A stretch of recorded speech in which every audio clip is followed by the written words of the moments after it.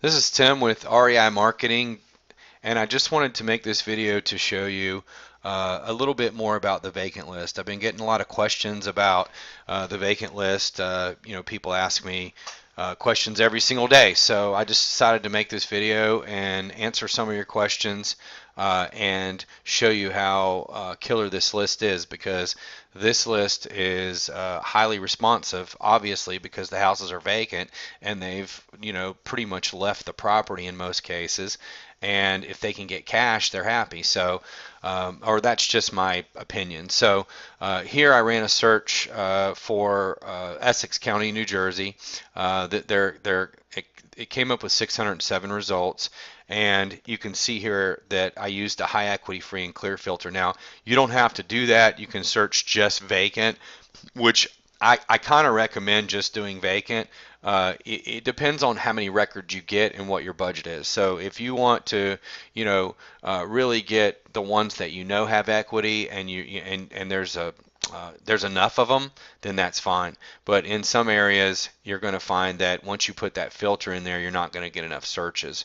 So I would rather get a bigger list of vacants and split them up and mail to them over a couple of months or something like that. But anyway, you can also filter residential or commercial, either one, and most people don't do resident or don't do commercial. They're residential, house flippers. So the other question that I get a lot is the address the same as the property? And the answer is sometimes it is and sometimes it's not. Usually about 50% of the time you're going to see, and I'm going to show you that you will get a different mailing address than the property address. The other thing that you can see is how many properties they own, which is kind of nice. So this person owns 2 properties. All of these are high equity free and clear, and you can see here that this property, this is a servicing company or some sort of lender, because they have 1,165 properties. So I would delete them off of the list once I got the list. So I would filter the list down. So you're going to get a raw list of, let's say in this case, 607 results, and then there are going to be some that you're going to want to delete, like this one. But most of them will be individual homeowners or small investment companies like this, LLCs, 1 property each. And you can see here that these addresses are the same. However, if you scroll down, you'll see that as you scroll down, there are a lot of properties that have a different mailing address than the actual, like this one and this one. Both have different addresses.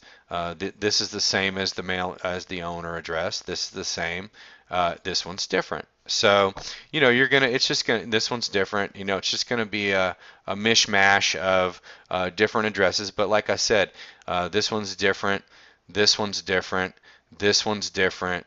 You get the gist of it. There's going to be about 50% that have a different mailing address. Now, obviously, if the mailing address is different, that's better.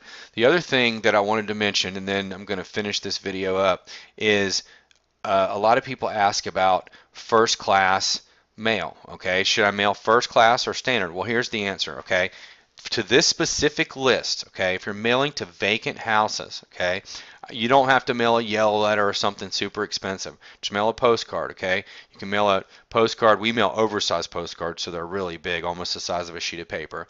But we mail first class. And the reason why is the first mailing that we mail to them, if you mail first class and they put in a forwarding address, one advantage of mailing first class is that the mail will get forwarded automatically to them. The other thing is, if they didn't put in a forwarding address, and this is the key, the mail will get returned back to you.